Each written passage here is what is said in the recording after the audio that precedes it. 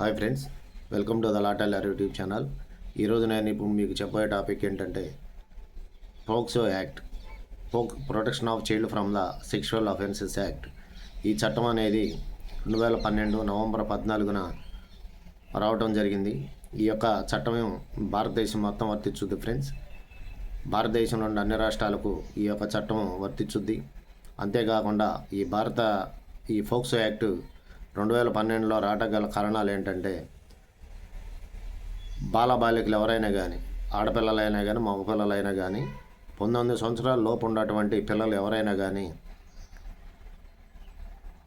Sexual అఫెన్స్లకు గురవుతారో, అలాగే వ్యభిచార గృహాలకి తరలించబడతారో, ఎవరైతే వ్యభిచారులుగా మార్చబడతారో వారిని ఎవరైతే ఈ 19 సంవత్సరాల బాలబాలికలు ఎవరైనా కానీ వాళ్ళకు సంబంధించినటువంటి సెక్షువల్ అంటే శారీరక సంబంధాలకు సంబంధించి ఈ 19 సంవత్సరాల పిల్లల్ని ఎవరైనా కానీ వాళ్ళపై జరిగేటువంటి ఎటువంటి నేరాలైనా కానీ, వాళ్ళకు సంబంధించినటువంటి ఎటువంటి నేరాలైనా కానీ ఈ చట్టం కింద నేరంగా పరిగణించబడతాయి. 19 సంవత్సరాల లోపు బాలికలు ఎవరైనా కానీ, ఆడపిల్లలైనా కానీ మైనర్ ఆడపిల్లల విషయంలోనే నేరాలు చేయటం కాదు, మైనర్ బాలబాలికల విషయంలో కూడా ఈ యొక్క చట్టం అనేది పూర్తిగా వివరిస్తుంది ఫ్రెండ్స్. ఈ యొక్క చట్టం యొక్క ముఖ్య ఉద్దేశం ఏంటంటే 19 సంవత్సరాల పిల్లలు ఎవరైనా కానీ, ఆడపిల్లలు ఎవరైనా వాళ్ళకి ఇమ్మెచ్యూర్ అండర్స్టాండింగ్స్ ఉంటాయి. పిల్లలకి 19 సంవత్సరాల లోపు వాళ్ళకి అంటే ఏంటంటే మెచ్యూర్ ఆలోచనలు అనేవి ఉండవు, మెచ్యూర్ అండర్స్టాండింగ్స్ అనేవి ఉండవు. ఆ మెచ్యూర్ అండర్స్టాండింగ్స్ అనేవి లేకపోవటం మూలాన 18 సంవత్సరాల ఆడపిల్లలు ఎవరితోనైనా ఇల్లీగల్గా యాక్టివిటీస్ కానీ ఏమన్నా ఈ సెక్షువల్ సంబంధించినటువంటి ఏమైనా కమిట్మెంట్లు ఇచ్చినా కానీ వీరు మైనర్లు కాబట్టి వారు ఇచ్చిన కమిట్మెంట్ అనేది చెల్లదు. రెండవది ఏంటంటే ఇమ్మెచ్యూర్ అండర్స్టాండింగ్స్ అనేవి ఉండటం మూలాన వాళ్ళకి ఈ చట్టం అనేది వాళ్ళని ఎవరైతే వ్యభిచార కోపంలోకి లాగాలని ప్రయత్నిస్తారు వాళ్ళని, అలాగే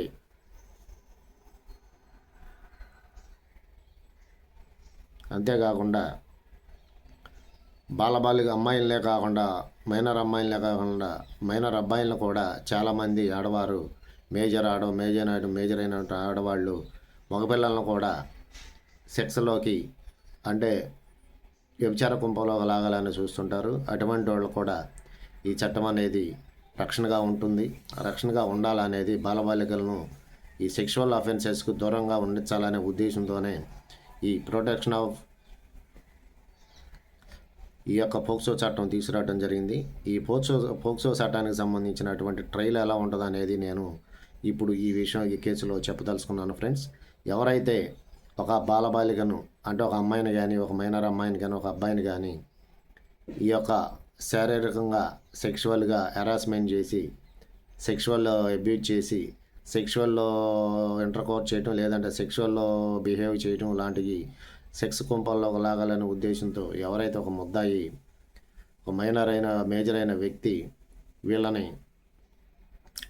ఈ కేసులో ఇరుక్కుంటాడో పోక్సో యాక్ట్లో, ఆ పోక్సో యాక్ట్లో ఎప్పుడైతే ఒక ముద్దాయి ఒక వ్యక్తిపై మేజర్ అయినటువంటి ఒక వ్యక్తిపై ఎఫ్ఐఆర్ నమోదవుతుందో, ఆ ఎఫ్ఐఆర్ నమోదైన కాడ నుండి ఆ యొక్క పోక్సో యాక్ట్లో రిమాండ్ అనేది విధించడం జరుగుతుంది. ఈ పోక్సో యాక్ట్కి సంబంధించి స్టేషన్ బెయిల్ అనేది సెక్షన్ 41 ఆఫ్ సిఆర్పిసి నోటీస్ ఇవ్వడం అనేది జరగదు ఫ్రెండ్స్. ఎవరైతే ఈ పోక్సో యాక్ట్లో ముద్దాయిగా చేర్చబడతారో వారు కంపల్సరీగా రిమాండ్ పెడతారు. రిమాండ్ పెట్టిన తర్వాత 90 రోజుల వరకు జైల్లోనే ఉండాలి. ఆ 90 రోజుల తర్వాత జైల్లో ఉండంగా జిల్లా కోర్టులో బెయిల్ వేసుకుంటారు. జిల్లా కోర్టులో కానీ హైకోర్టులో కానీ బెయిల్ వేసుకుని ఆ బెయిల్ మీద బయటకు వచ్చిన తర్వాత ఆ మేజిస్ట్రేట్ కోర్టులో అతను బెయిల్ మీద నుండి బయటికి రాగానే జరిగే స్టెప్ ఏంటంటే ఆ కేసు ఇంకా మేజిస్ట్రేట్ కోర్టులోనే ఉంటుంది. ఆ మేజిస్ట్రేట్ కోర్టులో 4-5 వాయిదాలు జరుగుతాయి. ఆ 4-5 వాయిదాలకి డైలీ వాళ్ళు పోక్సో కేసులో ముద్దాయిలు అటెండ్ అవ్వాలి. అటెండ్ అయిన తర్వాత ఆ పోక్సో కేసు అనేది స్పెషల్ కోర్టుకి కేసు ట్రాన్స్ఫర్ చేయబడుతుంది. పిఆర్సీ అయ్యి ఆ పిఆర్సీ అయిన తర్వాత క్రైమ్ నుండి పిఆర్సీ అయిన తర్వాత పోక్సో కోర్టు అనేది ఉంటుంది సపరేట్గా జిల్లాలో. ఆ ఫోక్సో కోర్టుకి మేజిస్ట్రేట్ కోర్టు నుండి ఆ కేసు అనేది ట్రాన్స్ఫర్ అయ్యి వెళ్ళుద్ది.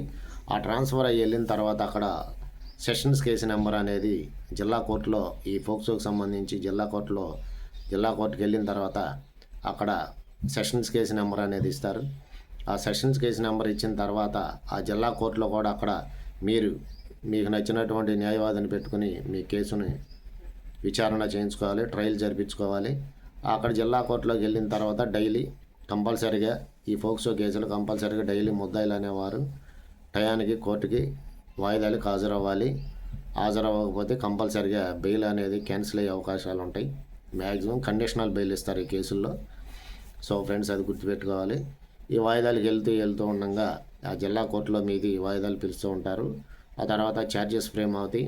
ఛార్జెస్ ఫ్రేమ్ అయిన తర్వాత షెడ్యూల్ అనేది ఇస్తారు. షెడ్యూల్ ఇవ్వటం అంటే ఏంటంటే సాక్షులు ఉంటారు, ఛార్జ్ షీట్లో సాక్షులు ఉంటారు. ఆ సాక్షులందరికీ సమన్లు ఇస్తారు. ఏ సాక్షి ఏ రోజు రావాలనేది ఒక షెడ్యూల్ ఇస్తారు. ఆ షెడ్యూల్ ప్రకారమే ఈ జిల్లా కోర్టులో ఫోక్సో కేసు అనేది ట్రయల్ అనేది జరుగుద్ది. కేసు పెట్టిన వ్యక్తుల తరపున పబ్లిక్ ప్రాసిక్యూటర్ అని ఉంటారు, అంటే గవర్నమెంట్ న్యాయవాది అని ఉంటాడు. ఆ న్యాయవాది గారు ఆ కంప్లైనెంట్ తరపున ఆ కేసు గెలవాలనే ఒక ఉద్దేశంతో ఆ కేసు గెలిపించాలని, కంప్లైనెంట్ని గెలిపించాలనేదేమో పబ్లిక్ ప్రాసిక్యూటర్ గారు ప్రయత్నం చేస్తాడు.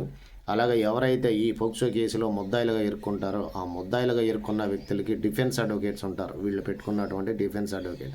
ఆ డిఫెన్స్ అడ్వకేట్ ఏంటంటే వీళ్ళ ముద్దాయిని గెలిపించాలి, మా ముద్దాయి ఎటువంటి నేరం చేయలేదు అనే ఒక వాదనలో ప్లీడింగ్స్లో ఆయన ఉంటారు.